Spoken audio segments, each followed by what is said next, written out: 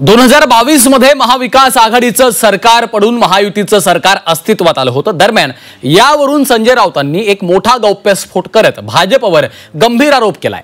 हनी ट्रॅपच्या माध्यमातून महाविकास आघाडीचं सरकार पाडल्याचा आरोप राऊतांनी केला। दरम्यान राऊतांचे आरोप भाजपने मात्र फेटाळले आहेत।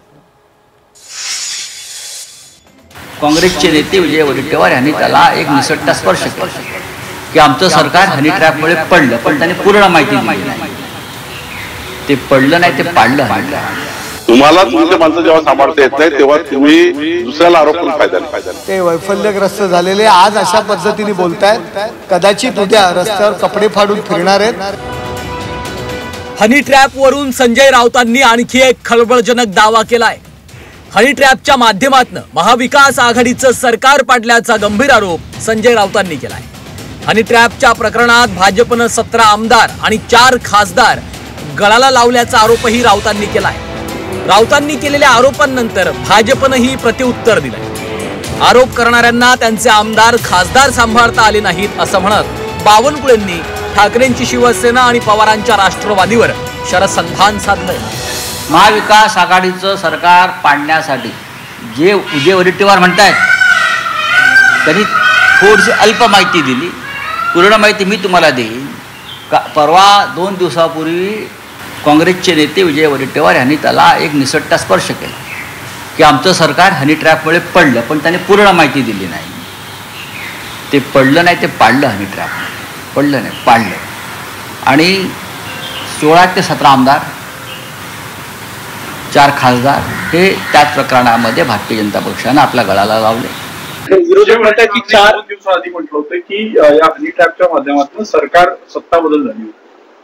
काही सांगते होते खोटारडेपणा, यांच्या नाकारतेपणामुळे झाली। तुम्ही आपले आमदार खासदार सांभाळू शकले नाही, तुम्हाला लोक सोडून चालले गेले।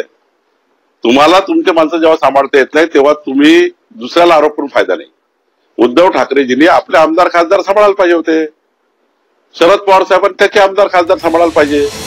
संजय राऊतांनी केलेल्या आरोपांनंतर शिंदेच्या शिवसेनेचे खासदार नरेश म्हस्केंनी त्यांना प्रत्युत्तर दिलं।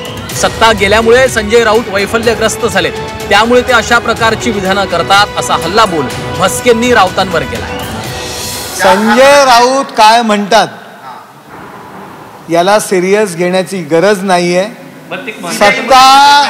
सत्ता गेल्यामुळे ते वैफल्यग्रस्त झालेले आज अशा पद्धतीने बोलतायत, कदाचित उद्या रस्त्यावर कपडे फाडून फिरणार आहेत आणि दगड मारत फिरणार आहेत। त्यामुळे मला वाटत नाही संजय राऊतांना एवढं सिरियस घेऊन त्याची उत्तरं द्यायला पाहिजे।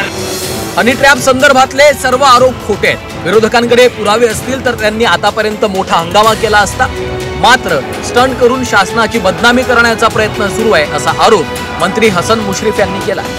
मुख्यमंत्री महोदयांनी त्याच दिवशी सभागृहात सांगितलं, नो हनी नो ट्रॅप। वास्तविक अशी जर काही असती तर किती हंगामा झाला असता, ती पेंड्रीव कशी नाचिवली असती, काय काय झालं असतं। मला वाटते सबळ ते पुरावे नाहीत, ते सगळं खोटं असावं असं माझं मत आहे। कारण जर वस्तुस्थिती असती आणि अधिवेशनासारखा एक सुवर्ण काळ त्यांना होता तर मला वाटते नुसतं स्टंट करायचं आणि शासनाला बदनामी करण्याचं कट कारस्थान हे दिसतंय। संजय राऊतांनी हनी ट्रॅपच्या माध्यमातून महाविकास आघाडी सरकार पाडल्याचा दावा केला। दरम्यान हाच दावा 2 दिवसांपूर्वी काँग्रेस आमदार विजय वडेट्टीवारांनी देखील केला होता। हनी ट्रॅपच्या सीडीमुळेच 2022 मध्ये शिंदेचं सरकार आल्याचं धक्कादायक विधान वडेट्टीवारांनी केलं होतं।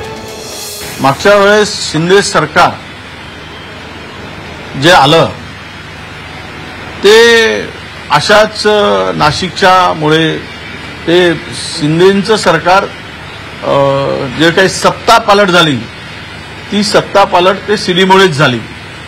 एवढा मोठा ते प्रकरण आहे। अनेक ऑफिसर, अनेक IAS असतील, अनेक माजी आजी जे काही आहे त्याच्यात खूप मोठी माणसं आहेत। त्यावर काही अधिक बोलण्याची गरज नाही। ते ज्यावेळेस आम्ही दाखवू त्यावेळेस मग आम्हाला तिकीटच लावावी लागेल 10-20 हजार रुपयाची, आणि ते तिकीट लावूनच ते सगळं चित्र दाखवावं लागेल। पण ते निमंत्रित आणि विशिष्ट लोकांनाच बोलावं लागेल, कारण एवढा भक्कम पुरावा त्या ठिकाणी आहे। विरोधकांनी केलेले सर्व आरोप सत्ताधाऱ्यांनी फेटाळले। मात्र हनी ट्रॅपच्या आरोपांनंतर सत्ताधाऱ्यांनी पुरावे असतील तर द्यावेत असं आव्हान विरोधकांना केलंय। त्यामुळे या प्रकरणाचे पुरावे विरोधक सरकारला देणार का हे पाहणं महत्त्वाचं ठरणार आहे। ब्युरो रिपोर्ट, झी 24 तास।